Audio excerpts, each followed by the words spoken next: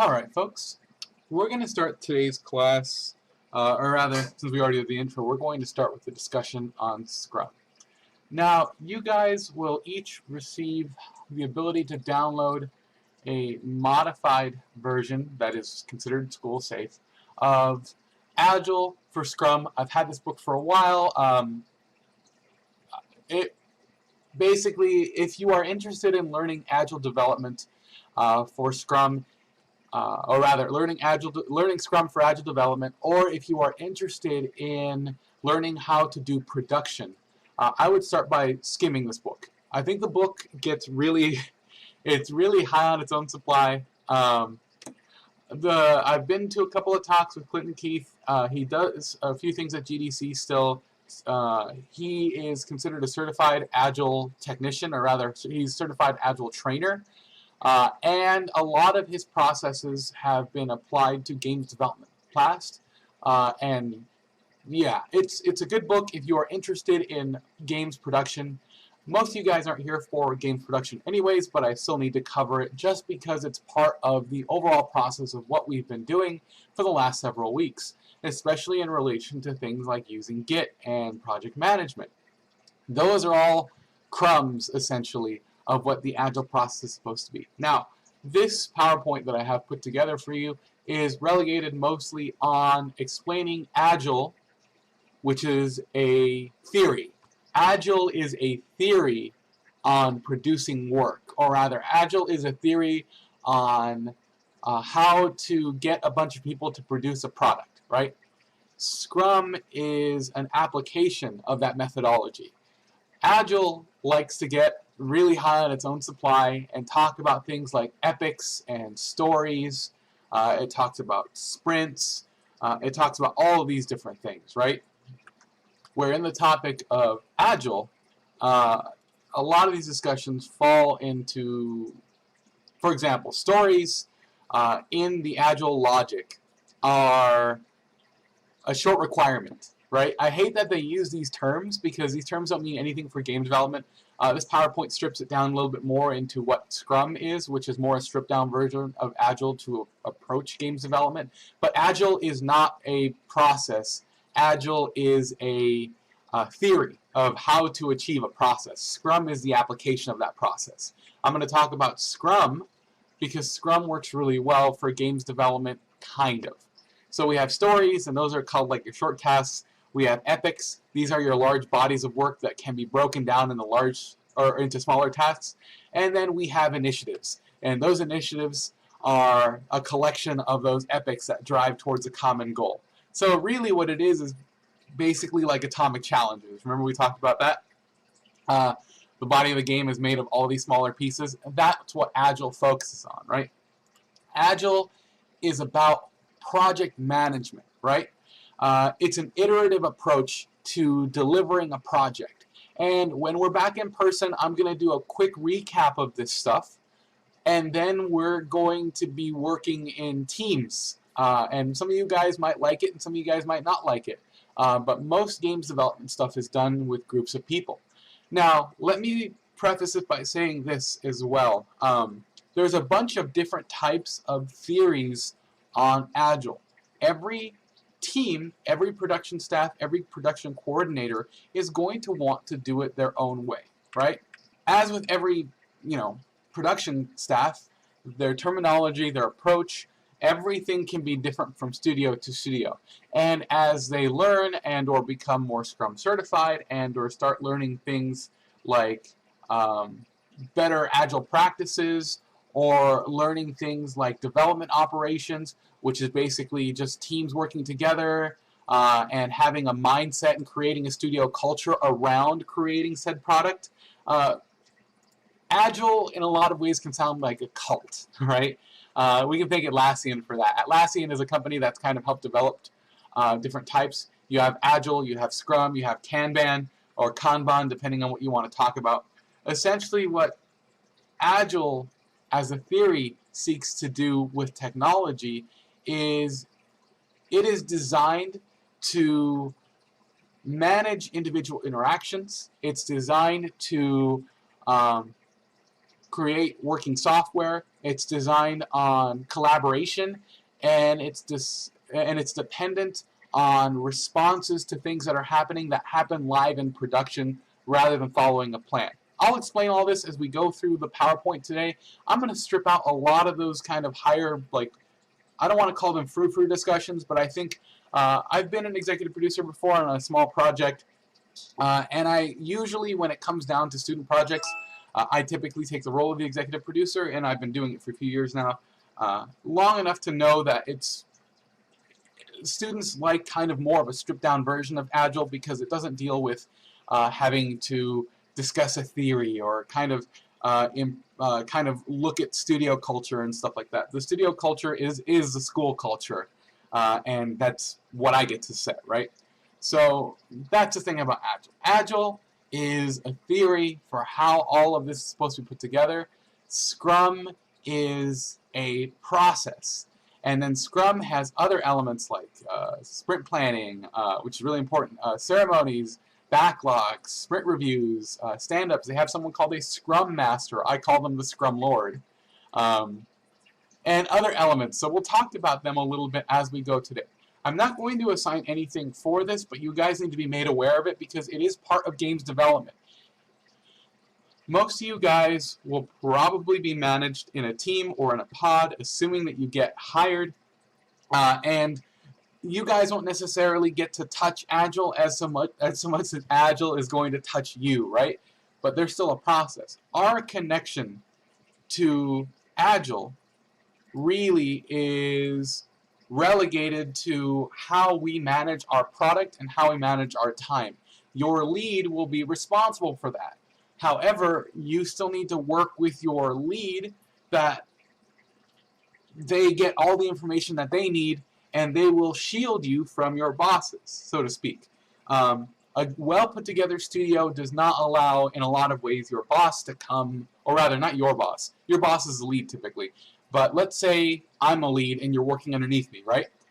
It's very rare, almost abusive in a lot of ways, if my boss, I'm your lead, so if my boss comes to talk to you and goes over my head to talk to you about something, or yell at you, or say something to you because something happened or something broke, that's what team production and team production planning is supposed to prevent. If you're doing something wrong, I get in trouble for it. I might yell at you later, but it's going to be a relationship within our group, a team relationship that is devoted to following a framework to creating product, right? If my boss is talking to you, there's something broken, right? Good collaboration works only if everybody is on the same page, right? And Scrum, for example, is popular because a lot of software development teams use them. Now, different places, like I said, use different types of approaches, but we'll get into that. I'm going to focus mostly on Scrum development for games, but even then, there's a larger conversation about Scrum. Just before I get started, here again, Agile is a methodology. Scrum is an implementation of that methodology, right?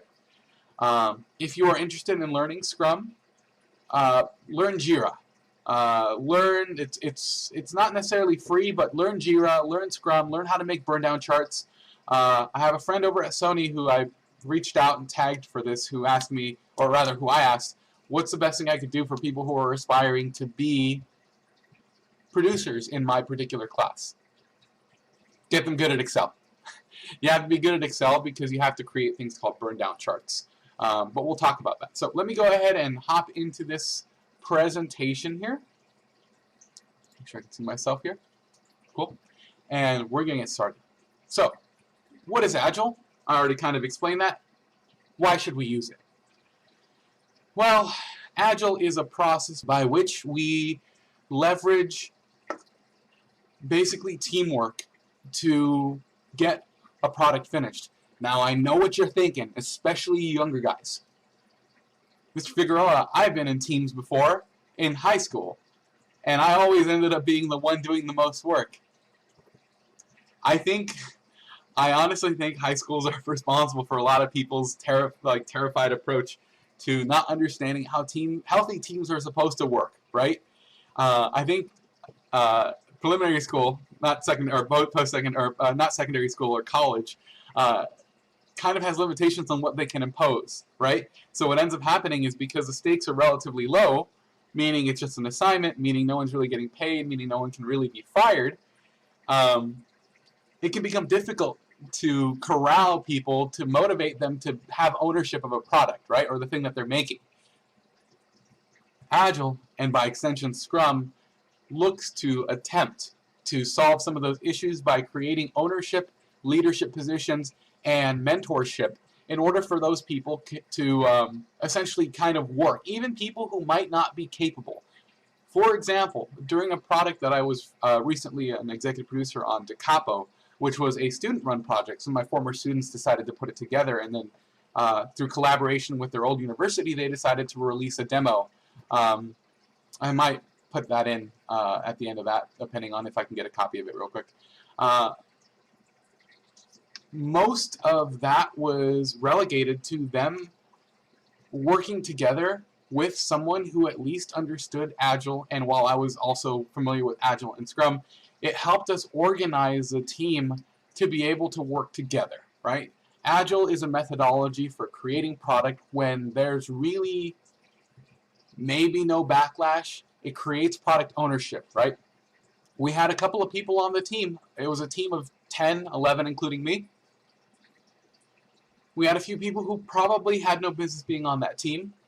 And in reality, obviously, if their work was subpar, they either wouldn't be hired or they would be on the fast track to being released at the end of the contract. And yeah, I know it sounds really messed up to talk about it that way.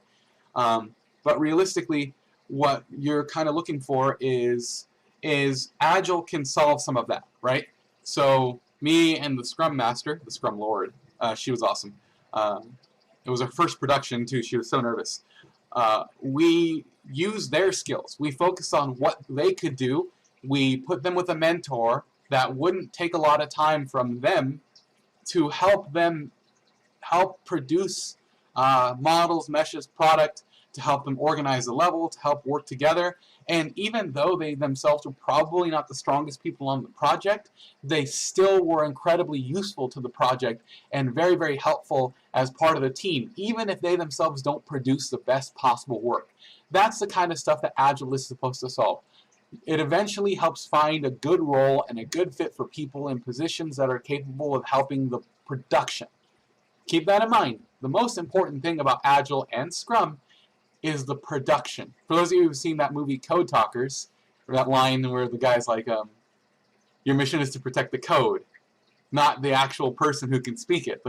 The protection is to be for the production. So the production is protected, not necessarily the individual worker.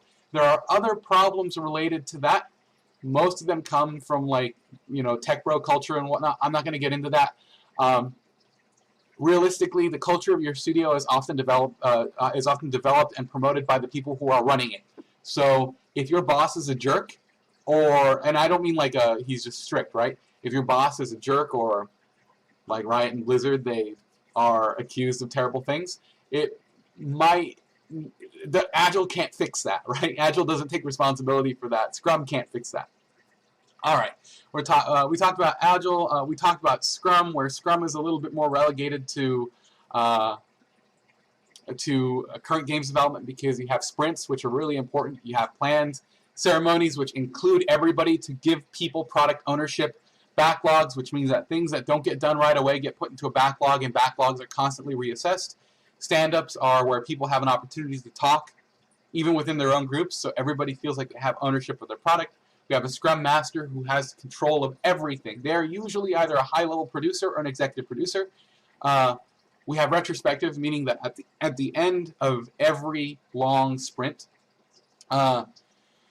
we have a retrospective to figure out, or rather leadership has a retrospective to figure out what went right, what went wrong, what can we fix, and how do we right the ship. We have different roles. We have Scrum metrics, which are tracked inside of Excel, and then we have other things like processes like Jira, which help us track and do project management. It's just project management software. So let's go on. I already talked about it. This just helps develop products. That's it. Each iteration is like a short project in and of itself. We call these sprints. It's not like, oh, we're going to get this, well, it's not going to be like, oh, I'm going to make one texture, oh, I'm going to make this. Sprints are anywhere from 1 week to 4 week or longer. So basically about 21 days or longer. Let's see. It can be up to 30 days. It really depends on the Scrum manager, right? You can expect a sprint to last about 3 to 4 weeks, right? A sprint includes all of the things for that task to be done. Let's continue talking about it and it'll be a little bit more illuminated. Scrum in games development is similar to pushing a boat off of a dock with no motor. You have a bunch of people who are rowing and one person or two people calling direction, and in order for the boat to go, everybody kind of has to row together, right? However, what are we not assuming in that situation? Let's think about that for a sec. I am the owner of the company, and I'm the dock worker. I push you guys off the dock to go to your next location where I will meet you, right? You guys all have to row together, right? You guys all have leadership and direction. You know where you're going because the leadership knows where they're going. What is not being accommodated? What time did we cast off? What's the weather look like? What happens if the boat gets damaged? What happens if somebody on the team hurts their arm? Part of Agile is the ability to adapt and inspect a lot of those elements that are happening and to be able to right the ship if things go wrong. Most productions, especially student productions, completely fall apart because something happens which gums up the works enough and nobody takes responsibility for it. Agile and Scrum make sure that problems that come up become apparent to the team and are solved as part of the sprint. Oh, sorry. Agile, the theory, and I put the agilemanifesto.org for those of you guys who are interested. Everything on the left here, everything on the left is more important than the stuff on the right. This is predominantly why I cut the GDD. Agile focuses on people and communication within teams and within departments over learning a new process or learning new tools. That's still important, but being able to communicate what we want is more important than trying to develop a new process. Because if all you do is, hey, I developed a new process for this, hey, I developed a new process for this, and then you're distributing it to other people where they're having to learn your process but not necessarily getting communicated with. Agile also focuses on having a working game. That is the most important thing on Agile, getting a working game. Design documentation is great. Back in the day, we used to do GDDs for everything. In fact, I still have GDDs from some things that I looked at. I still have the GDD for Hulk Ultimate Destruction. It's a very, very solid piece of documentation, and they actually did ship the game. But usually, somebody has to manage the design and documentation, or make those decisions and document them. That takes time. That isn't really the good focus in Agile, or at least in Agile as implemented by Scrum. Agile also focuses on the collaboration with the customer. In this particular case, if you're working at a developer, the publisher is going to be the customer, and it's a team kind of thing. Contract negotiation is only between you and your studio. You don't have to worry about that. Agile is also equipped, at least in some ways, to responding to change versus following a plan. Just like my boat analogy, the plan is to get from dock A to dock B, right? That's the plan. But we already know the plan at both of those stages. How do we respond to any changes? If the plan, following the plan oftentimes means that you are shirking other things to stick to the plan. You know, it's got somebody saying, like, stick to the plan. So, like, a lot of things can go wrong. For example, during Da Capo, we had one of our artists accidentally check out. We were using kind of a hodgepodge of project management, and she checked something out, which was a really nice chandelier that took about 15 hours to make. 15 total hours between like 3 people. So multiply that by like 4. And somewhere along the line, she somehow managed to corrupt it. Her laptop powered down while it was checked out, and even though parts of it were still recoverable as we had previous iterations of it, there were several iterations from the other artists that just did not work. So she had to not rebuild it completely from scratch because we had backups for it, but we functionally lost about I want to say a week's worth of work because she accidentally destroyed it. Did we yell at her? Of course not. That's not how Agile or even work should be. Of course we're not going to yell at her. You know what we do? We respond to change. We assigned to her one of our interns, which was just kind of a younger guy who was interested in looking at, being a games developer. We assigned her an intern. She got him to help her to build out help build out and plot out the chandelier and make some new changes. He made improvements. She took some more feedback because the initial chandelier still had feedback that she was working on. And we still managed to hit the sprint despite the fact that there was a setback, right? You just put more people onto it if you have that manpower. Now, sometimes you don't, but responding to change is more important. If there is a change, you have to be able to deal with it. You can't just throw your hands up and say, oh, well, stick to the plan, rebuild it. It's like, well, we can't really do that. Let's put a couple more people on it. Let's have them look at it, and let's see if we can get it done faster. Agile is also supposed to reduce wasted effort, right? Now, Agile also likes to talk about fun a lot. I am talking about it based on how I learned Agile. Let me be honest, work for some people just isn't fun, right? I think games development is fun. Agile tries to make the process of building things out to be fun because Agile is not necessarily interested in fun, but Agile is more interested in keeping people who are working engaged with their work, right? I'm not saying that work is miserable, right? I'm saying engagement is probably a better term versus fun. It tries to make people feel important because you are important, and it tries to make people feel like their accomplishments make sense in the scope of the project, right? Agile is determined not to slave drive, but Agile can be used to slave drive, and I hate that. Waterfall design is another process of Agile where you make a lot and then you go back to design, then you do pre-production, and then you make a lot and then you make a demo and then you work up to your alpha. So you see the amount of enjoyment for a project is really high at the beginning of what is supposed to happen, then it drops down as we start getting into the production process for the game, as you see over here. And then depending on if Agile doesn't deal with crunch. Agile doesn't know what to do about crunch. Crunch is a toxic byproduct of any kind of production. Ideally, if you're not crunching and there is a goal and people are motivated, this is the byproduct, right? I don't want to believe that everybody is like super miserable at their jobs, right? I get super excited when I'm working on something and if I'm not crunching for it. If we have a demo in mind, like for example, we have an E3 demo coming up, we're gonna try to have, I'm gonna have fun, as much fun as possible trying to hit this mark. It's still work, but I'm still going to enjoy the work that I'm doing. After the demo comes the realization, oh crap, we actually have to start working on this game even more. And then as the game starts releasing like a release candidate or an alpha or beta version, the closer that gets, in theory, that's kind of how it works. Now, the Agile likes to think it's this, the red line here. Agile does not necessarily find that very much, right? It's usually somewhere in between.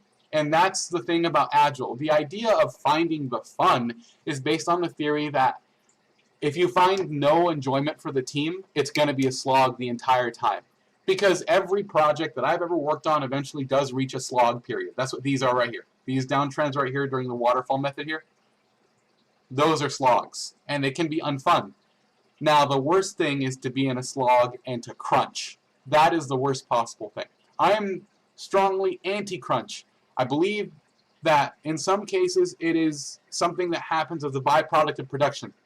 And I think more studios should delay games to allow workers to work, because every metric that's basically tried to figure out whether or not workers are productive, workers generally fall off in production even after like the 8-hour day. Originally, it was explained to me that up to about 10 hours is about as much as you can expect, and studios that push people past 10 hours generally don't get much more work done. They don't get more work out of that person because that person is over it, right? I'm staunchly against crunch, but understand why it happens. I think good production can prevent a lot of crunch. Da Capo, unfortunately, did crunch, despite my best efforts to get them not to crunch, because we did have a deadline. And maybe that's a failure on my part, or of the Scrum Lord, but some things you just are unavoidable. And I think, I think at that point we could have, I think the smart thing would be to ask for an extension or ask for more time or push back the release. And they have since gotten more time to work on it. In fact, they were having a meeting earlier today. So, take it or leave it. All right. Scrum exists somewhere between knowing what we want and total chaos. The most important element of Scrum is to understand that, and if you look at the overlap here, Scrum is fun in certain stages, meaning that when you get to talk about your product, when you get to be proud of the thing that you're making, that stuff is fun. But most of Scrum exists somewhere in the middle between knowing where we're going, knowing what to do, knowing there's a deadline, but knowing that we are probably behind on something. That's where Scrum kind of lives, right? The idea, however, is that we are certain about where we're going and how we're going to approach it. This also goes in the scope of understanding, hey, we need to, at every step of the way, know what is happening with everyone. Scrum, in my opinion, is not about micromanagement. Some studios will use some time management software or anything like that to make sure that if you're not sitting at your computer, tracking time, if there's a sensor in your chair or something. I think that's toxic, right? Scrum isn't looking at micromanaging your seconds. Scrum only cares about whether or not the process is during the sprint. Agile too. Remember, Scrum is just an implementation of Agile. Is more interested in making sure that everything that needs to be delivered for a sprint during the sprint planning is delivered. And if it's not delivered, why has it not been delivered? And if it hasn't been delivered, how much more time does it need? And if it needs more time, who can we put on it to make it so it doesn't waste a lot of time? Things don't like to sit idly during Scrum. All right. We've already talked about this during some design stuff, but you get the idea, right? Wasted time is almost impossible to get back in Scrum. Try to make sure that whatever you're making is going to work via product standards. Remember the player-centric design. As much as possible, try to fix things as you go. Don't make something broken and then implement it. A lot of games development is that, unfortunately. Let's make it work until it's broken. Okay, sometimes the best approach is like, does this work for now? Yes. Are there going to be problems later? If the answer is maybe, maybe it's okay. Maybe we might need to go back and fix it, but the idea for Scrum is to try to make feature complete and rich elements before we move on, meaning that we minimize the amount of reiterating and going back that we need to do. We almost inevitably will have to, because that's what polishing is. Remember, after elaboration, during the elaboration phase, you can get to the tuning phase afterwards. The tuning phase is the polishing process. What is polishing? The act of reducing outside waste. Scheduling in Scrum is not necessarily a good idea. Even though I just talked about sprints and I talked about sprint plannings, remember, we have a destination already, but we, in terms of Scrum, want to value how we can approach the problem in a faster method and drive what we do in terms of work, rather than making sure that, well, did you do this in hour 1, did you do this in hour 2? It's not about micromanaging time, again, but it can be used for that, and I think some places do use it for that, and it's unfortunate. This is a Scrum overview. We have our sprint goal. Now we can ignore these terms. Some of these terms come from higher Agile. I don't necessarily like jumping or crouching or... these are just kind of like what we're doing as far as the game, right? This is just the examples. I don't like using a lot of the Scrum terms. But for example, let's pretend that the stuff over here on the left are mechanics that need to be implemented, right? During the sprint goal, we need to create a jump, and then we have our sprint backlog. Inside of the backlog are other elements for that jump to work. So we need a character, we need an environment, we need lighting, we need all that stuff, we need a level. We need all the stuff to work for that jump to mean something, right? The product backlog is, well, we still need to develop a crouching mechanic, we still need to develop a flying mechanic, we still need to develop a swim, and the next thing up is probably the flying mechanic, because our game is about jumping and flying, right? Depends on what is important. We then iterate the sprint, which means every 2 to 4 weeks we have a bunch of things on the sprint that need to get done. So after about 4 weeks, the game should be more improved, meaning that we have more stuff to implement. Now, in Scrum and in games development, there could be nothing for months. I call this the wandering darkness in Scrum. Or some people, I've stopped calling it the long dark because other media has used that term. But basically the wandering darkness, where every day you're making stuff, but who knows what's happening, right? Well, the leads are going to know. Stuff is being piled up to be implemented, and that's where we get to content integration. Suddenly, you're going to come into work 8 months later, and then suddenly one day is going to be like, hey, someone's going to be like, hey, have you seen the game? And you're like, what? What? There's a game? And then you'll go to a meeting, and they'll do a ceremony for it. And, well, likely, at least a healthy studio is going to be like, hey, look at this thing now. The game will pop up as if it's magic. It's just going to be there one day. The art is going to be integrated. All of the assets in the level that were blackouts and ugly now have finished assets. There's maybe some guy walking around in a T-pose. Maybe it's not finished, right? Maybe all the mechanics are in, but the game will just appear out of nowhere. It doesn't like iteratively show up. Like there's a little bit of a game, a little bit of that. There's going to be one day that the game appears, and then it will continue to iterate from that, right? So there's nothing in the game.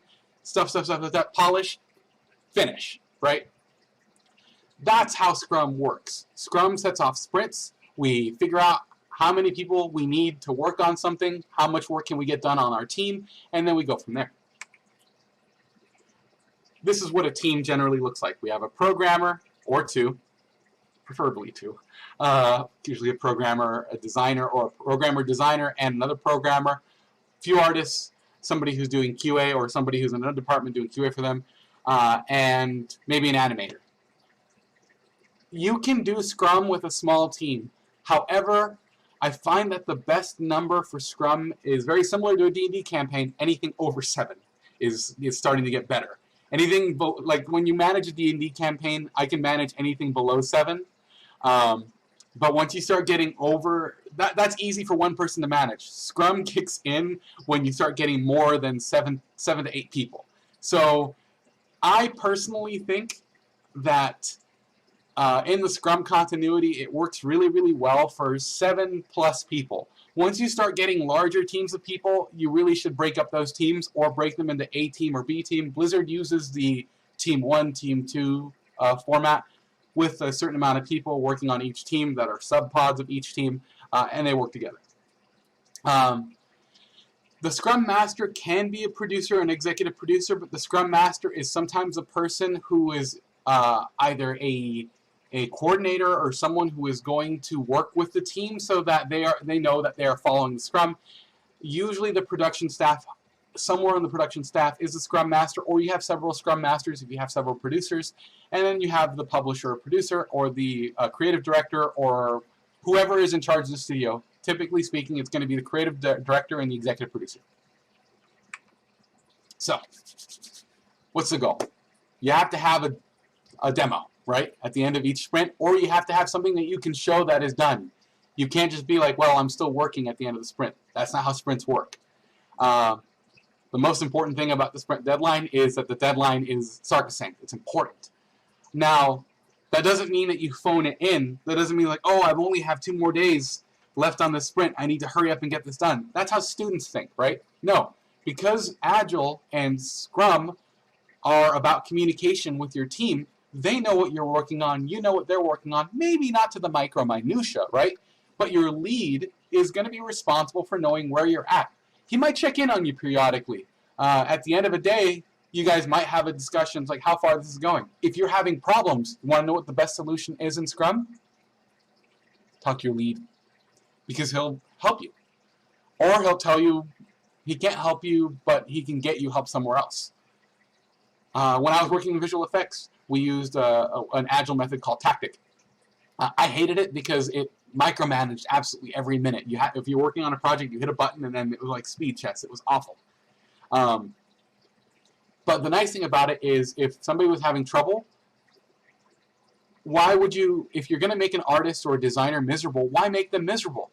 Assign them to something else. Give that to somebody else. You have in Scrum, one thing that Scrum doesn't assign, or rather attribute itself to, is who are your hot shots, right? Some teams have hot shots, right? We don't want to abuse the hot shots, which means the people who can do great work really fast. Somehow they're amazing, right? We don't want to abuse them, but we want to utilize them for their skills, right? We want to make sure that they're being respected as far as the pipeline goes, and they're not being overly inundated with work, but we also want to make sure that they understand that they are the hot shots and they might be called in to put out a fire, right? So if one of my students, oh, you know, Mr. Student, your backlog is massive, you have to work on these like 5 different things, do you need help? As a lead, I would be noticing that maybe his backlog was getting longer, or during a discussion with the Scrum Master, they'd notice that there was something happening. I'd talk to them, and maybe they're still in budgeted time, but they're taking a lot longer than they need to because there's been a problem. Well, I would be made aware of that problem. What's going on? Oh, in Healthy Agile, they say, oh, you know, my pet died. I've been working very slowly. It hasn't been working out. Maybe this worker is a good worker, and they're having a bad week. Great. I'm going to reassign their work. Not all of it. I'm going to be like, okay, you know what? Stanley over here, he can do more. He can do work. He's a little bit ahead on his budget. We're going to assign him some of your stuff. I'll talk to him about it, and then we'll get it set up. And then when you get caught up, we might reassign and shuffle some stuff back to you. Is that cool? That's healthy Scrum, right? Solving problems, not be like, well, you got to assign these, so you have to do them. But all of this varies on who your producer and who your lead is. Generally speaking, the goal is to develop you guys so that you guys understand how this works. Most of your connection to Agile and Scrum is going to be pushing and committing. Now, Git is not Agile. Git is a tool, right? Git is a tool for uploading and storing project management. It is called source control, right? Source control is a small piece of making sure that nothing gets lost. Agile or Kanban or waterfall method or any of these methods completely fall apart if somewhere along the line things are destroyed or lost. Git and tools like that are designed to create a backlog of work, not necessarily a backlog, but a back copy, sorry, so that anything that is lost or destroyed will survive the destruction of that. Remember, the most important thing that Agile really cares about, and Scrum to an extent, is the production, not necessarily the worker, and that's kind of what sucks about it. I don't want to say it's dehumanizing, but the process of production is about managing people to manage and develop a product where the product is the goal, not, I hate to say, not worker happiness. Healthy Scrum is going to take into account that, worker happiness and how you guys feel and all of those things. Bad production is going to feel horrible, right? And being able to understand that a production is bad is also going to be very healthy for your careers, assuming that you get into a position that makes it so you feel unhappy about your current role. Remember, work is work, and your life outside of work is your life. But the goal for Agile is to make work riveting, to give people ownership, to have them be proud of the things that they're working on, and to develop a product. And I hate to say that because it operates as that machine, people can fall through the cracks.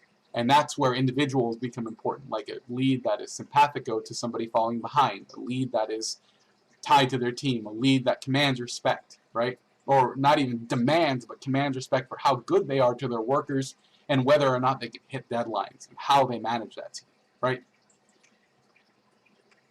All right. Reciprocity is really important in Agile. So basically, our team will commit to delivering some amount of functionality. The business is going to promise to leave us alone. Yep, this is the protection. They'll leave us alone as long as I promise them we're going to get it done. And we will get it done, right? That's how leadership works. We, the team, will commit to having this done, and the business, the studio, is going to say, okay, this was our priority, but we're going to leave those priorities alone during the sprint. We'll assess whether or not those priorities are hit at the end of the sprint, right? It's supposed to protect against somebody coming in and being like, hey, this is what I want. Hey, this is what I want. Hey, this is what I want. And derailing Scrum. The goal is that the business is going to leave the priorities alone because we already know the priorities. The priorities are a destination, right?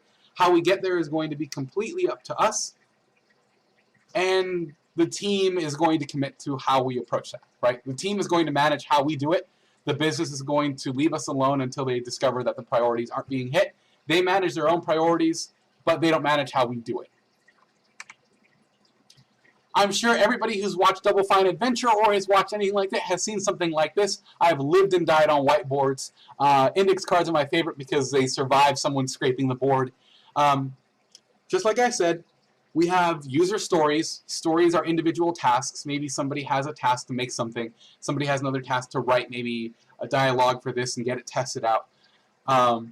Those are what stories are being worked on. The sprint backlog shows things that are currently in progress, or rather things that are part of the process that may or may not be worked on at any point. It's stuff that needs to get taken care of. Basically, and people are like, what's the difference between sprint backlog and like a product backlog? A sprint backlog is a list of all the tasks that are identified by the Scrum team, either the producer and the leads and whatnot, to be completed during the sprint. That middle box right here, all that stuff in the middle box, yeah, that has to be empty by the end of the sprint. Yep, that has to be empty by the end of the sprint. Each of those user stories are not, it's not like every person on the team gets their own story. That's not what that is. What user stories are essentially the high concept for the thing that we are working on, right? A good example is a story, or rather a user story, is written in a natural language that is going to break down what the goal for the task is supposed to be. So not necessarily is it a task to be completed, but it's going to contain things like this chapter that we're working on in this story is going to be emotional. So this is why it needs this kind of importance. What are we trying to achieve? What's our intention? What is the immediate desire? What tasks then become more important? So inside of the stories are basically the high concept for the sprint. The tasks are organized based on what those stories are supposed to be. What are we doing with this task? How are those things going to be achieved? Etc., etc. Stories and user stories are designed to create a tone for how those tasks are going to be approached. Right? If one of those tasks says something like, this particular section of the game is supposed to be fun because the elements of it are exciting and fun, so we need a lot of juice. Cool. That means the task board might be effects. That means the task board might be making sure that the game mechanic works and that it actually has a good loop. Maybe we need to figure out some color grading or colors for the actual task. Maybe we need to figure out how to implement something a little bit better. Those things are part of the sprint backlog. Those are the tasks. Whereas the user stories are, hey, this is what we're trying to achieve, and this is why we're trying to achieve it. How does this fit into the bigger picture of the game, essentially? The burn down chart is a chart that essentially shows other elements that are part of sprinting. I'll talk about the burn down chart in a future slide. But the burn down chart is going to be important. I personally don't like having it up because I think it can be stress inducing, but a lot of people like to see where the team is going.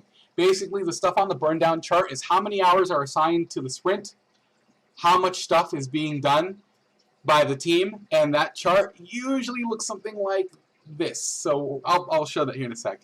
But That chart usually keeps the goals in mind, and it shows us how many hours we have, how much stuff is being produced, and whether or not we're on track based on the projection that a producer is going to have. So if we have 30 hours to make something, at the end of each day, the burn down chart is going to show whether or not we're over or under based on how many tasks we have left, and each task has a certain amount of hours applied to it. If, say, modeling a trash can is going to take 4 hours, any time that's left over shows up on the burn down chart as us being ahead of schedule. Awesome. Any time that's gone over is going to be below. That's not inherently bad. It gets bad when the paths diverge, and then once it goes too far, we can't right the ship, right? At that point, other people need to get involved. There we go. So this is the burn down chart right here. So in theory, again, the more work that we get done, the fewer hours we have left, the more the burn down chart kind of showcases how much time we're supposed to get things done. So if the burn down chart is showcasing that we're going to be done by a certain amount of time, in fact, in this particular case, you see that we actually, this is kind of reversed of the way that I explained it. Different burn down charts are going to show it differently. This is a day's hours versus hours days. So as you can see here, did we come in ahead on schedule? Absolutely we did. We came ahead on schedule on this particular burn down chart because we were originally given 700 hours to work on everything. As we continue working, we reach a point where we actually start working very quickly, and then we get to things like stuff that's backlogged. The thing about Agile is just because we get ahead doesn't mean that there's more tasks. It also doesn't necessarily mean that we get fewer tasks either. There's always something to do. Coming in ahead on an Agile or a Scrum-based methodology doesn't mean that you get to do less work, or in this particular case, we get maybe the last week of the Scrum to do nothing. I've spoken with Casey Dockendorf. He's over at Redemption still, I believe. He's worked for EA in the past, and he's talked about to me how there have been certain periods of time where they finished ahead of their backlog, meaning that they finished all of their stuff. So if we go back here, let me back this up here. So the tasks are on the sprint backlog here. They finished all of their sprint backlog, or they finished a lot of their story stuff, which means that we achieved the juice, right? And they did, in fact, sit around sometimes for weeks. And he's mentioned sometimes for months where people would show up to work and people were just kind of hanging out and getting paid because there was nothing else to assign because they were ahead on schedule and their client had not given anything else. So sometimes that does happen. That happened to me in visual effects where it's like, well, we're finished like a week ahead of our schedule. What do we do? We'll see if we can get anything assigned to you. Yeah, we're starting kind of a new project. Do you want to be part of that? Yeah, that's kind of what happens sometimes, right? This will become more apparent towards the end of a production when teams are finishing faster than the projection. That's great. Now, sometimes teams finish later than the projection. If that's the case, if any team is finishing above the projection, expect to either be moved or be tasked to helping them, right? That's just kind of what happens. But you get how a burn down chart works. How many hours are assigned? How fast can we get it done? And do we get it done ahead of schedule based on how many hours are logged? If a task takes 10 hours and we finish it in 7, awesome. We get to rub out that amount of time left over, and then we continue to work. There's other software that helps make burn down charts, and different burn down charts will work differently. For example, an additive one based on hours, days, or days, hours versus hours, days. But you get the idea. There's a bunch of them out there, but as long as you can understand what the goal is, to come in ahead of schedule or exactly done when we are out of time, right? The goal is by the end, we hit 0 hours, meaning all the hours of all our tasks are consumed and done, and we came ahead on schedule. All the tasks need to be done. This is how teams are essentially produced in Scrum. So let's go ahead and break this down fairly quickly. We have the functional leadership, which is probably the creative director. We have probably the executive producer, and probably anyone who else is doing either office management, IT, or some kind of support services, supporting the team, supporting the production, probably someone in finance. This could be more than a few people, but let's just assume that the functional leadership is those 3 people, or those 3 groups, right? Usually it's finance, production, and executive. So usually those are those teams that are going to produce that leadership, right? Below them are their kind of immediates, right? Or their intermediates, where you have an executive producer, you have producers. Where you have a creative director, you have not necessarily a lead, but an associate creative director or somebody else in an associate position who is an assistant to that higher position. They're going to be in positions below them. They are going to disseminate out either as leads. So these are probably the leads, and the leads become part of the team. A team can be functionally referred to as a pod in a lot of game development lingo. So here are our pods.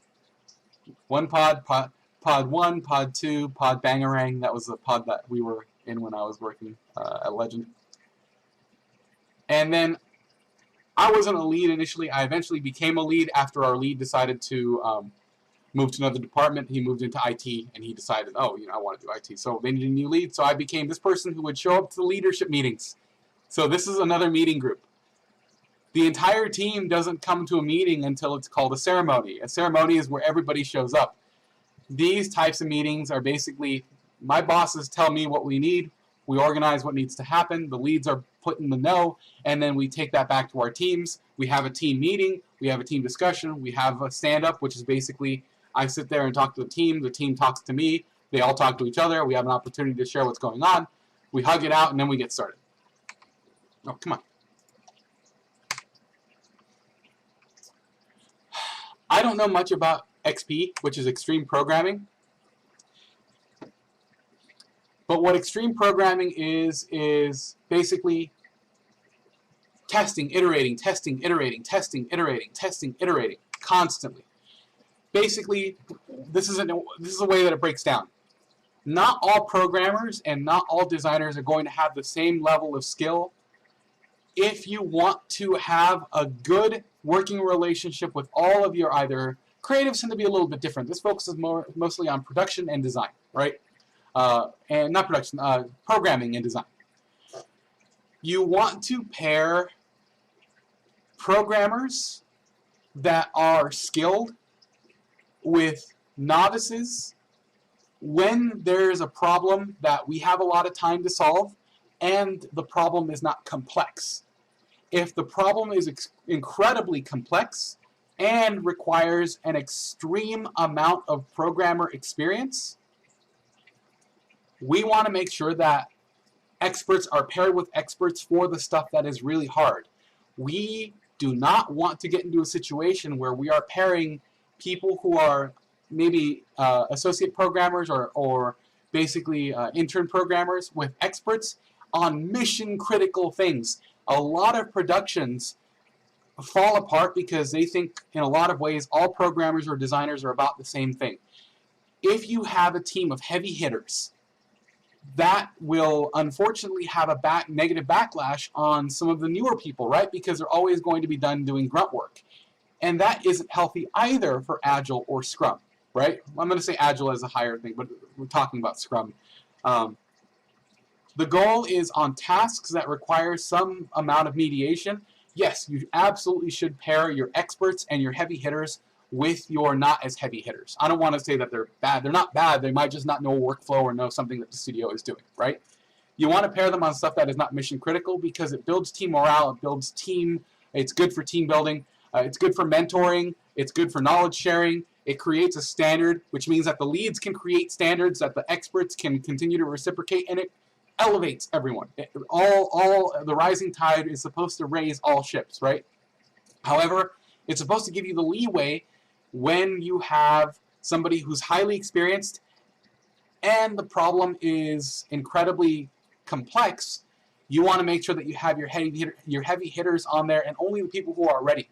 You don't want to put experts on menial tasks. That's kind of you don't want to put them solo on a menial task. That's wasted effort, right?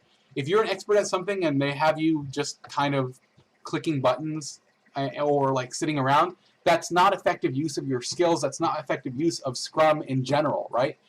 The only time that experts should be given, experts and or heavy hitters are given menial work is if they're mentoring and they can be used to raise the tide of everyone, right?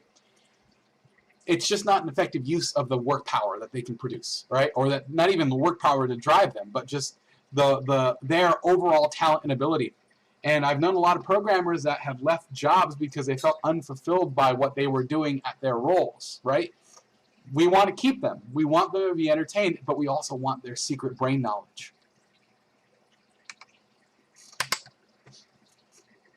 Most of you guys will probably think that this is very similar to what you guys can expect in a high school production, where without planning, an ending is really just when everybody kind of gets fed up with it, right? There is a way to plan Agile poorly. Oftentimes, end means something different for everybody, where we start somewhere in the middle and then we need to get to some kind of ending. Whatever that ending is, if it's not planned and we don't know what we're going towards, if we have no direction and no derivative, yes, I know Agile is Agile and Scrum are about being able to iterate quickly and solve problems on the way. It's not about the destination, but the destination is how we understand what direction we're going in. With too many destinations, we don't necessarily have the capacity and the ability to figure out what to do and where we're going to do it. This is undirected Agile, undirected Scrum, where you have a bunch of people working on a lot of things, but nobody really knows what's happening. Cyberpunk. That's kind of a good example. If you have Agile and Scrum are really good at getting people working, but if the plans are bad, and that's the thing, you're not planning it if you're just working, right? If the plans are bad, then we wander in the desert, we wander in the night forever, never to be seen again, right? It's a long darkness. We never leave, right? People leave the studio, and then the studio might run into problems where it's like, well, we're suddenly behind, we need more time, we don't have the ability to get more time, but we need more time, we're just going to ship. This is how kind of Cyberpunk ended up. And there are other things, probably, in relation to how the studio and studio culture and how it all worked. It's easy to point out a failed game as being like, oh, well, they obviously know what they're doing. They absolutely do know what they're doing. There are a lot of other factors that go into it, but without successful planning, and even with successful planning, it can still go bad. Traditional planning looks at a goal. We want to make this.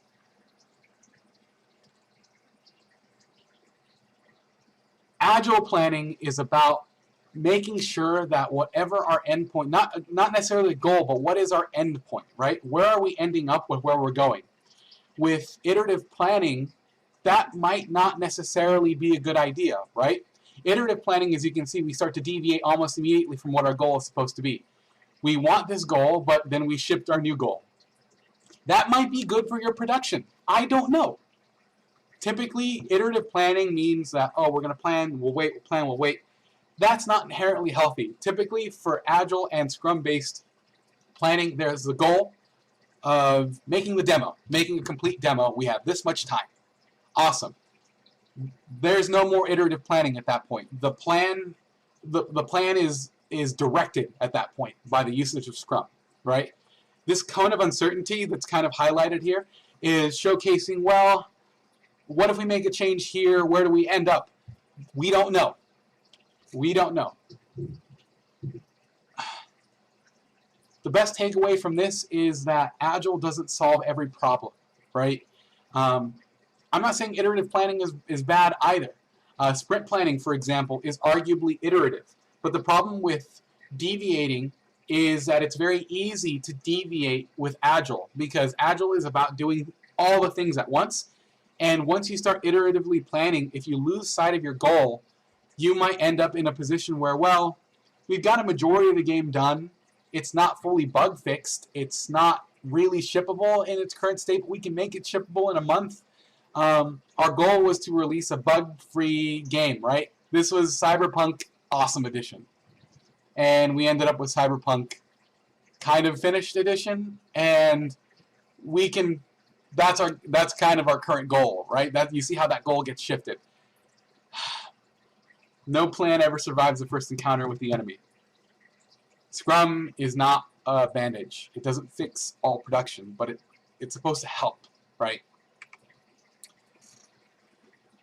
So essentially, the way that the iceberg works for Scrum is you have your initial sprints that everybody's working on, but then everything that needs to be done for release is below it, and then everything that needs to be done for future releases is set up below it. So what becomes visible to the immediate team is going to be the sprints, right? It is very easy when you're looking at sprints to lose sight of what is at the very bottom. This is why it becomes important to have a production staff that knows what they're doing and they are capable of keeping us at least motivated to the correct path, and we can make corrections. Now, this is not to say that Scrum is a linear target. Sometimes the goal ends up somewhere out here. How far we deviate from the goal is oftentimes how our final product is going to appear, right? In this particular case, we didn't finish what we had in our goal, but we achieved an end. An end and a goal are fundamentally different. Basically, the biggest problem with Scrum is that it loses the forests for the trees. That makes sense. You can't see the forest through the trees, more or less. Good production is going to attempt to belay that, but because Agile is what it is, we're patching the ship, we need to dock somewhere because we're taking on water, we can't fix this. Those are the things that fundamentally can't be fixed by Scrum and might be a bigger problem with production as a whole. But again, just kind of isolating how do these things work. This is basically what Scrum works out. We get the green light for a project, we go pre-production, we release something. Pre-production, we release something. Pre-production, we release something. During production, which means in pre-production we get money, we finance the team, we separate the pods, we pay for the building for a month, or for like a year. We get deals with advertising. We start talking to Kotaku. We start talking to IGN. We have press releases. We do things like that. Production, we have things that get made. We get things that get iterated, art that gets made, assets that get designed, games that get designed. We have Alpha 1, Alpha 2, so on and so forth. That is basically a project is going to be a series of releases. At the end of each sprint, the goal is going to be not to have a release, but at the end of each sprint, we approach what might be considered a product deadline, right? This is fundamentally what leads to something we call a sprint review. At the end of a sprint review, each end of the sprint is not a release per se. You're releasing your finished stuff to the team, right? But release might be, well, RC1, RC2, we're building towards this. We are iterating towards, we're creating deliverables, and then we deliver our deliverables. And if we cycle that enough, we eventually get to a first release, right? At the end of each sprint, you get to something called a sprint retrospective, or you get to something, I call it the sprint denouement, the sprint review. Basically, what did we get right? What did we get wrong? What could we do to make things better? How do we retrospectively fix things? Let's look at what we've made. Is this complete? Yes, it is. Awesome. So this feature is complete. And let's continue to loop sprint to get all the backlog stuff out of the way, right? That's essentially the body of every sprint. And then afterwards, there's a refinement meeting, and then there's a sprint review, and then a retroactive, and then we go to look at the product backlog, and then we continue to sprint. So after 4 weeks, we have a denouement, we have some meetings, we typically figure out what's next on the list, or those meetings already happen towards the end of the first sprint. And then once the first sprint ends, we start our next sprint with a bunch of things that need to get done, a bunch of elements that need to get done. We have a burn down chart for those 4 weeks, and essentially we cycle each of these 4-week iterations 1 to 4 weeks. Now, not every team is on the same timeline. Some teams are on separate timelines. For example, maybe art team is on 4 weeks, but maybe the design team is on a 2-week sprint, right? But they sprint harder and faster, meaning that they have smaller sprints, but they have a different amount of work, right? Essentially, product management is about sprinting just enough to be able to create a product, right? That's it. Not necessarily is it to drive people to drinking, but it's about hitting our releases and making sure that everything is hitting the big sprint review, or rather, not even necessarily the sprint review, but hitting the deliverables, right? Sprinting is about product incrementation. Releases are about coalescing all of the work that all the teams have been working on. Moving away from Scrum, there's also a process called Lean, or rather Lean design. You guys will probably remember some of this a little bit better in player-centric design, as remember how I said the concept phase gets locked pretty fast? Here is the concept. Well, you can think of these two colors as the concept phase mixed with the elaboration phase. So remember, in pre-production we have our concept. We're writing things out. We're getting things together. We're getting things put together. We're going through pre-production. Once we start ironing out what is happening, we start with production, which is the bigger, kind of broader elaboration phase. This stuff right here, up to the blue, is all pre-pro, which means the team isn't quite set up yet. Once we get to production, which is where the player-centric design hits, you see that production is more or less the more important element. We are probably developing either new ideas, concepts, developing things inside the studio, etc. We aren't designing new things, really, meaning that at this point the story is kind of on its way or already written, or we have an idea of how that's being put together. And of course the concept for the game has already been established in pre-production. Before we can start working on a game, we need to actually know what game it is, right? More production, all these things get less important. And then at the very end, once we get to our first RC1 or our alpha, we can start thinking about, hey, how much more do we need to do to get this put together? Production then starts winding down and development starts going up as these two continue to stay small, our design and concepts. And then as development begins winding down, or rather as production begins winding down and development also starts kind of winding down itself, the product eventually gets released. All right. I don't really like to talk about pre-pro because most of you guys won't discuss pre-pro when you're working professionally. This is for the students who might end up being producers. Essentially, we have our pre-production, production, we have different questions. In pre-production, we have to figure out what is the game, what is fun, how will we build it. Production is once we figure out our gameplay loop, and I've talked about a gameplay loop in the past. Well, now we need to actually build 10, 15, 20, 30 hours of that fun, right?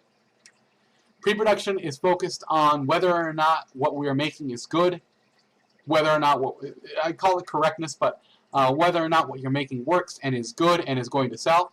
Production is about efficiently creating it. Pre-production is about getting everybody on board who is going to be able to make this dream happen. Production is about sticking to the plan and making the thing.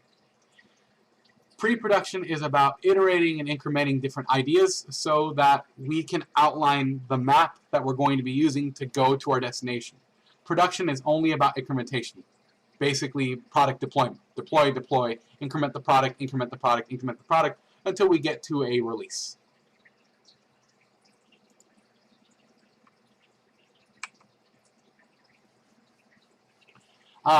Again, this is similar to the image that I started with.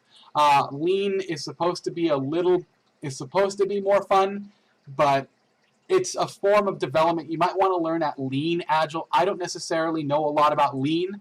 I think anything that tries to make work really fun inherently tries to fail. But what Lean focuses on is more emphasis on pre-production so that the production can very quickly make a thing in a short amount of time. Basically, fail fast, right?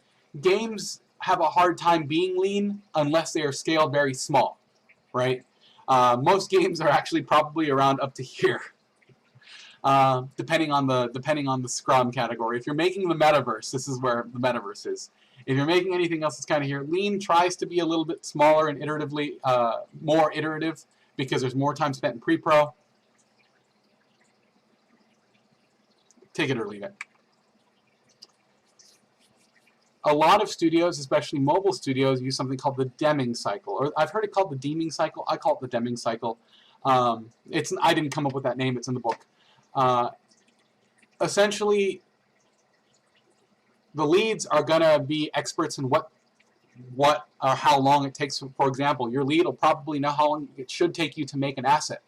Your lead probably should know how long it's going to take you to code something, because they would do it themselves, but they're only one person, right? They might be experts in their field. They might be experts at their work. They might be a heavy hitter. Who knows? Not every heavy hitter becomes a lead. I've been a lead before, and there have been people who have been way more qualified to do the job, not necessarily the lead job, but to do the work that we were working on, right? They are experts. You know where their strength is? In exactly what they're doing. They either lack communication skills or leadership skills, or they lack some ability to help lead a team, right? Yeah, that's kind of how it works overall. We plan, we do, we check, we act, plan, do, check, act. That's what Lean is supposed to do. It's a little bit thinner than Scrum. This works really well for students, because students can be organized in these 4 categories. It's a lot easier than, well, because when you get to a larger production, someone has to be the Scrum Lord, and when students are all working on a project, well, it's hard to get students to update the burn down chart. It's hard to get someone to track everything. It's hard to get everybody to be a producer, because for Da Capo, which was the other project that I was working on, our producer was also our art director. Yeah, she was our art director as well. So do you understand how that can get really, really messy very fast? Lean worked better for us than Scrum, but most of our sprint planning and most of our discussions were based on creating a good professional rapport, and we used Scrum for that. So similar to our chart from earlier, we have our concept. Maybe if you're making art, low-res geometry, high-res geometry. So we're making art, and then your audio layout, and then your gameplay tuning. Yeah, that's more or less Lean production. You have an idea of what needs to get done, and it's supposed to get done. It's basically Scrum without all the ceremony, without all the checking, without all the format. It's just this works well for game jams. This works really well for game jams. Put a bunch of stuff on a board that needs to get done, separate it in tasks, separate it by role, and then you let people take cards with like maybe a high concept statement, what they need to make, and then they assign themselves to a card, or they take them off the wall, they work on them, and they put them on the wall. You leave outlines, or you assign, like we use little magnets to figure out how each of these could be done. This is how you get done. As those magnets move off to other projects and see how many people are working on other things, we erase things when they're finished, and it just works out, right? I used to use sticky notes. So if I noticed a sticky note was finished, oh, good, someone's working on that. And I looked at a desk. Oh, hey, Andrea's working on that. Awesome. Okay, it's in good hands. It's like one person, like, oh, okay, Andrea might need some help. It looks like this task is budgeted for maybe 2 or 3 more people. Yoink. Hey, Andrea, I'm helping you now. Let's get working. That's Lean works better for game jams if that's your thing, and smaller like productions. And Lean works really well for students because you guys are already stressed out. Doing all the other stuff might be really heavy. So if I see you guys in the advanced class after the break, I imagine a majority of you are going to go to the advanced class because that's kind of how it always is. We're going to be using Lean. Lean is not Scrum, but Lean is Agile. But Lean is prone to more problems because it doesn't have everything that solidifies the outside. I like Scrum for actual production, Lean for students. Go ahead and give that a read. I already talked about this. Basically, Lean is put the decisions towards the end, make things fail fast, keep everybody motivated, and try to see the big picture. We're trying to make a game. Now for the bad news. And I talked a little bit about the bad news. And we're wrapping this up here pretty shortly, guys. Scrum doesn't solve problems. Scrum is a process. Scrum is a process that's based off of Agile. So what that means is if there's problems and then you're like, hey, Scrum, fix the problems. All Scrum is going to say, yeah, just keep doing the iteration stuff. Scrum doesn't prevent or solve problems. Scrum is a process, right? The problems are going to have to be solved by you. Maybe, how is Scrum going to solve an understaffing issue? How is Scrum going to solve the studio cutting back funds, or if the publisher decides to not fund you? For example, sprints lead to something called milestones. I'm sure everybody's heard that term before, a milestone. Milestones are for production and development, the people in charge, right? You don't have to worry about that. But if milestones are missed, depends on how badly they're missed. We missed like our first 3 milestones on Da Capo, but we only missed them by a week. So the university who was funding us, they gave us some money for food and they let us use computers. So they basically let us run out of space for free, right? That costs the school money, right? But the school gets it back because they get to own the product afterwards. And the students get a little bit of a stipend. That's kind of how it worked. And I got compensated for it because it wasn't part of my teaching duties. Missing milestones can cause a publisher, so if you guys are a developer, it can cause a publisher to be like, well, this is getting really expensive. We might cancel the project. You need to try to trim off some money because whoever is funding them or whoever is getting their money or however they're getting their money, like the agreement is not in perpetuity. It's not like, oh, we're going to pay you to make a game. It's like, well, we'll check back in. And studios get games canceled because they might miss too many milestones, or even if you hit all your milestones or come ahead on milestones. Scrum doesn't solve what happens if you just have no money or not enough people. Or what if you overhired and the publisher's like, man, this is getting real expensive and the game is only looking okay. We need you to trim some people. But then you recognize your current Scrum or Agile approach is going to be damaged by losing that many people, and then it might cause you to miss a milestone. How do you solve that? Scrum doesn't solve that. Scrum has no idea that's even happening. Scrum is a process that's based on Agile. Scrum doesn't solve that problem. Scrum can't fix what's broken either. If you hire a bunch of people who can't do the work to do the work, and the work looks bad, you can't look to Scrum and be like, hey, Scrum, fix this. All Scrum does is help produce. That's it. It's just product development. Scrum does not cure everything. Scrum hardly even cures product development because Scrum is about individual ownership and people taking pride in their work, doing things like stand-up meetings, like I talked about earlier. That's one of the best things that Scrum does, I think. When I come back from a meeting with the executives, I sit down and talk to the team, we do a stand-up, and the team says, well, let's all talk and let's all be heard. Those are part of sprint planning, right? Sprint planning deals with the stand-up. And then during larger ceremonies, when the teams get together, one of the best ceremonies was when the entire sections of the team finally got together to see the game and have someone play it, and it was awesome. The game was broken. They forgot to take some stuff out of it, like the ray casting stuff. They left the little red dots, like I showed you guys during the rifle demo, right? But yeah, that's just kind of what happens, right? That's just the thing that happens. People were psyched up about it. But Scrum can't be used to achieve things that aren't possible. Like if a game is bad, or if a story is bad or terrible, it's not going to make the game better. Scrum doesn't make anything better. Scrum just makes things, right? It is a machine. It is a factory for making things. Garbage in, garbage out. And if the goal is to, if we throw enough people at this, this will get done, right? Well, maybe that's true, but it might not be cheap, and no one might pay for it. Scrum won't fix everything. I've worked with people who were some of the most incompetent, I was going to say a bad word, that I've ever met. Some studios are like that.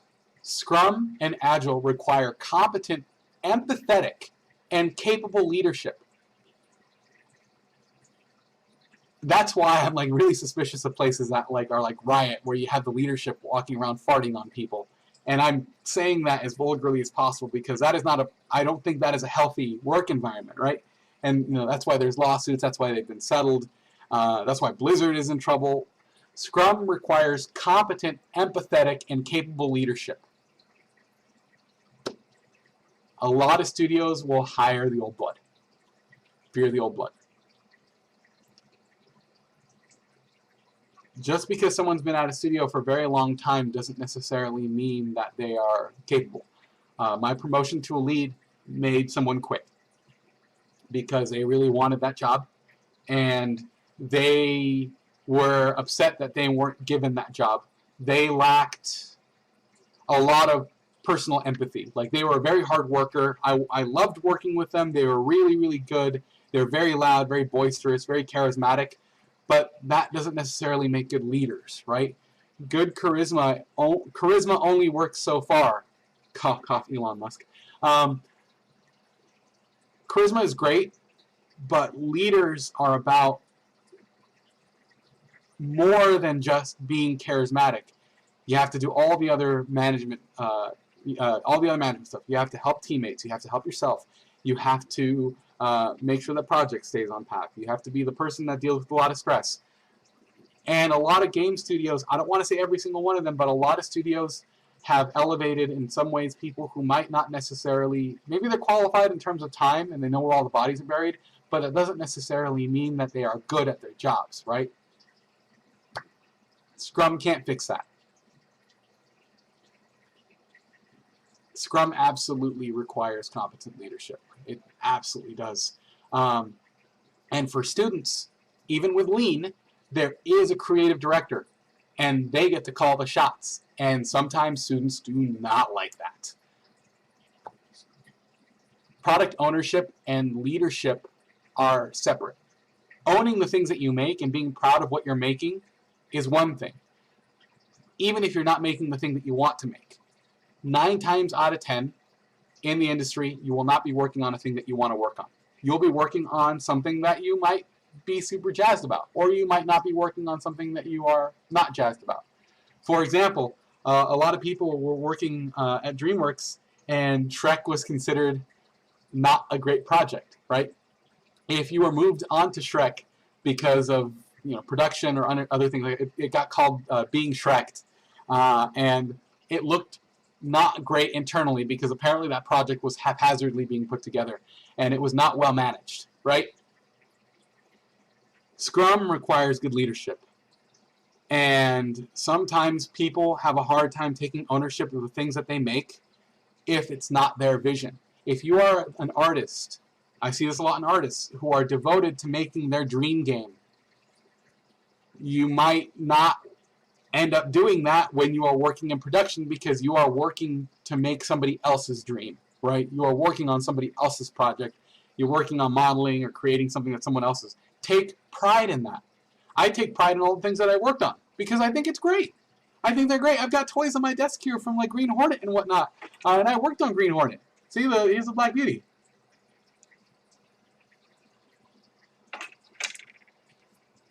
I didn't really care for Seth Rogen, but I had a lot of fun working on that movie. That's still probably my favorite production that I've ever been on, and I've worked on the Shrek movies, the re-releases.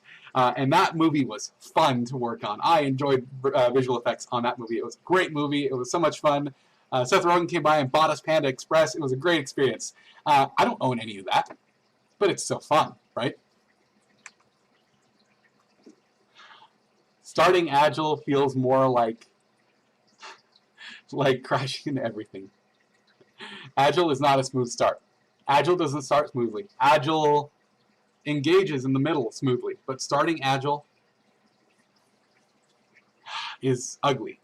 It's terrifying, and it's broken, and it's just not good. Agile is not a great start. As you can see, some of my images are broken here, but there's nothing in here. It was a copy. I don't know why this is corrupt, but it's a copy of the burned down chart, so I apologize if that image is broken. But essentially, everything is a mess initially. Yeah, your first sprints are going to be missed, guaranteed. Which means that you should plan accordingly. If you over budgeted on sprint or under budgeted, modify the sprint, trim the hours, try to get things balanced out later on down the line. Hitting 0 is the goal, but there is some flexibility, right? But the goal is not to move the goalpost so much to where suddenly you're not hitting the target, right? Your producers and your scrum masters are going to know how much wiggle room. Good producers know how to bleed the production dry. It's like what Enzo Ferrari said. The best race car is a race car that crosses the finish line and then explodes. Don't think about the studio. The studio shouldn't explode. But a good producer will know how much time they can give you. They will buy you time, right?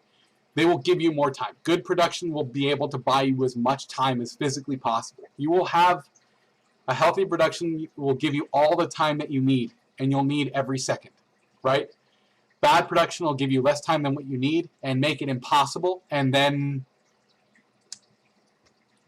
at some point the project fails.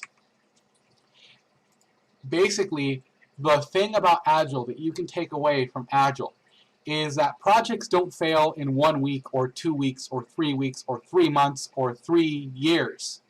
They fail because they lose a significant amount of time every so often, right? It's not suddenly the game doesn't work. If you hire the right amount of people, you hire the right knowledge, and you get people put together in the right way, things will get done, right? Things will be done.